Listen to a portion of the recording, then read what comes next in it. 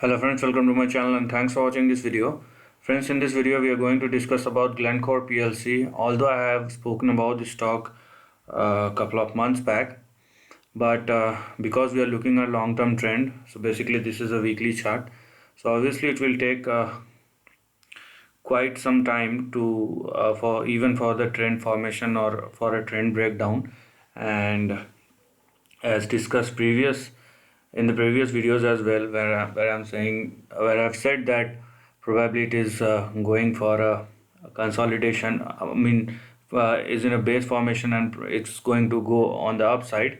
And obviously the view still remains the same, because if you are looking at the weekly chart, obviously uh, it had gone through some corrective price action, but in the overall context, if you can see, this is which you can measure, and this is what you can obviously see in the price chart. So that's what we are going to discuss over here.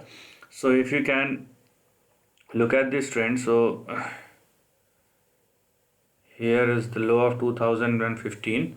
Okay, but in 2020, even in the big fall of 2020, the stock hasn't fallen much. And uh, because we have seen that in the month of February and March, all the stocks across the globe has fallen drastically, but it hasn't shown the same thing. Okay, so which inherently shows the strength of this particular share price.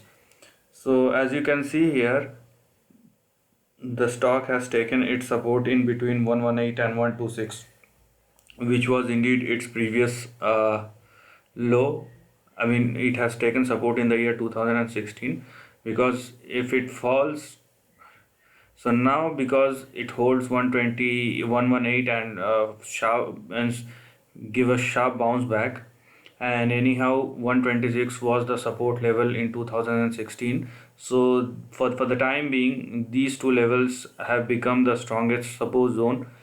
And in case things change adversely, obviously, and if it falls below 118, then obviously the next target which one can look at will be 69 on the downside.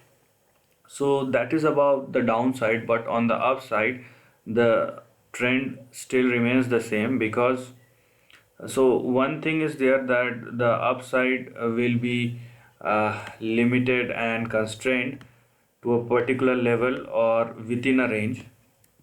So here we have, okay, here we have the range, and as you can see here, okay, so this is what you can see. And probably rather than this, what you can do here, you can consider this range as a range of consolidation, because you will see there are lots of supports and resistance, and some trends has been formed in between. So for the time being, because the stock has taken support at 115 and started moving from there, so 115 will again become your support level.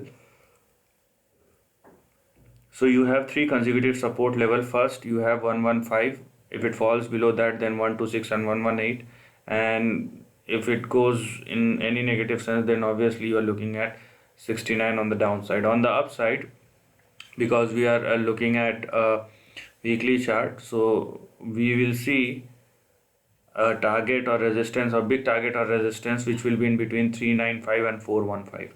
Okay, this is what one should look at on the upside. Obviously there will be some correction consolidation in between, but first of all, because as we are discussing about big trend, so this is what we are looking at, but this is anyhow conditional.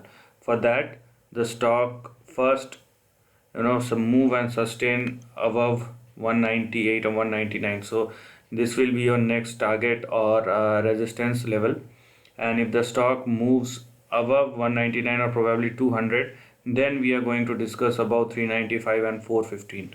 And if you want, there are or probably there is one more resistance level which one can find in between, which will be 273. Okay, so for the first target will be 200 199 or 200, and if it closes above that, then you have 273, and finally you have your big target or resistance in between 395 and 415. But on the downside, these three levels for the timing are very important, that if it breaks, it should not break 155, 126 and simultaneously 118 on the downside. So this is the end of the video. If you like this content, do share your thoughts in the comment section and subscribe my channel. Lastly, take care of your family and friends.